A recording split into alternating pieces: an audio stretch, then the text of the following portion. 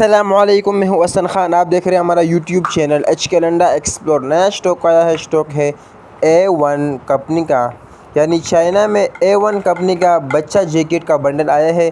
सामने बंडल से टाट आया है, तो बड़ा बेहतरीन ज़बरदस्त कलरफुल माल है, चमक वाला माल है। आप लोग भी कैमरे के आँख से देख रहे होंगे कि बेहतरीन ज़बरदस्त स्टॉक है। ये देखो, दूसरे बंडल से भी हम टाट आ रहा है, ये भी हम आपको चेक करवाएंगे। इसके बाद एक और बंडल भी हम आपको चेक करवाएंगे।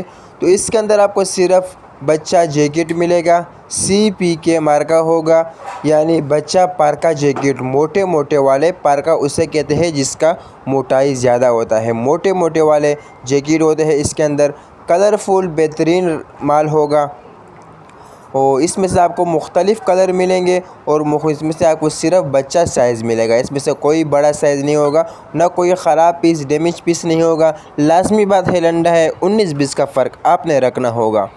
अच्छा, सामने बंडल जो टाट आया है, ये चाइना A1 कंपनी का माल है, CPK मार्का है, यानी बच्चा पार्का जैकेट। और हम रेट का बात करें, इसका बहुत ज़्यादा मुनासिब रेट है।